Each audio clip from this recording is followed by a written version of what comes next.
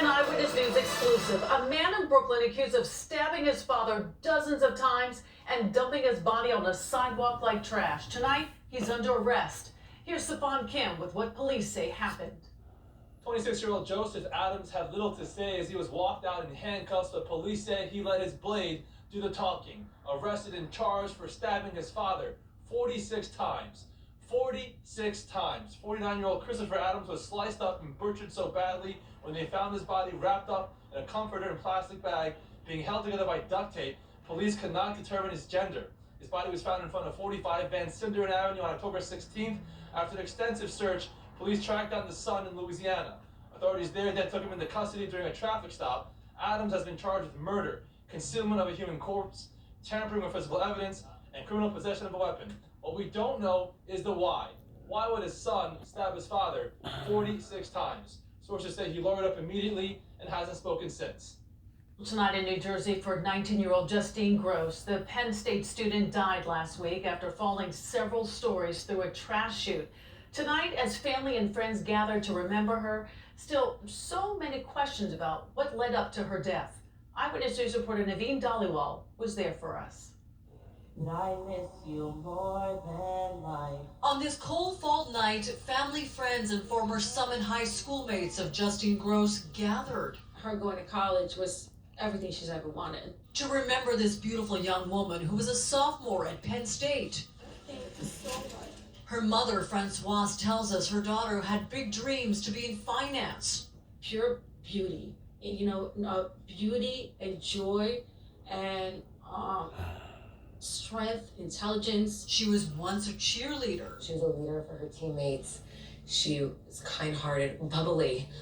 She had a great personality and an infectious smile. She really was a sweetheart. All that promise ended last week when Francoise got that call. It's like the call you never want to receive. A college friend bringing the horrific news. The 19-year-old was found dead last Friday, 2 days after last being seen. Police say she fell through the 11th floor waste disposal chute into a receptacle on the ground floor. Detectives say video evidence shows she was alone in the hallway before that fatal fall and are calling her death an accident.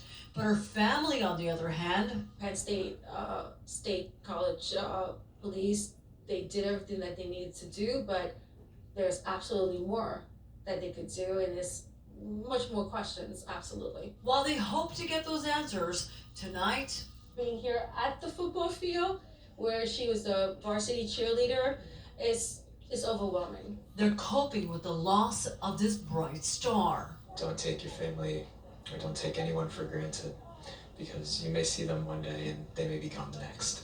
State College police say they're actively investigating Justine's death. They say right now all witnesses are cooperating. They say they're waiting for the medical examiner's report, which will take between 4 to 6 weeks. But right now, detectives are calling her death an accident.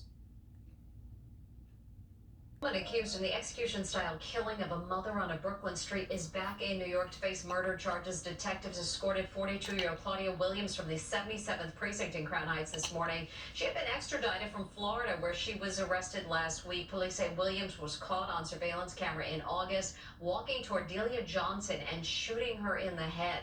Investigators say the two women were once friends. The motive for the shooting has not been revealed. Some new video tonight of a violent robbery inside a Brooklyn apartment building. Police say the two suspects went around door to door before finding a unit unlocked. This was at a building near Moore Street and Bogart Street in Bushwick Sunday night. The suspects are accused of beating the man inside the apartment with a clothing iron and then taking off with around $3,000 worth of electronics.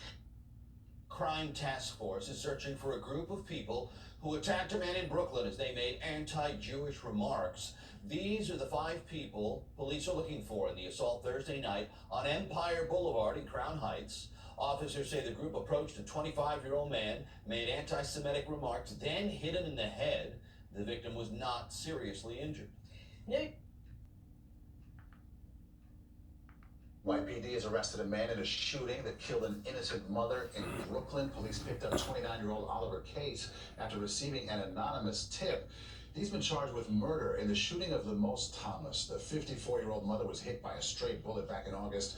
A man was also wounded in the shooting. Investigators say Case was released on parole just a month before the shooting after having served 7 years for attempted murder. The jury found the defendant, Kyle H. Rittenhouse, not guilty. Collapsing in court after he was acquitted on all counts. And tonight, backlash to that verdict in the Kyle Rittenhouse trial as protesters block streets in New York City.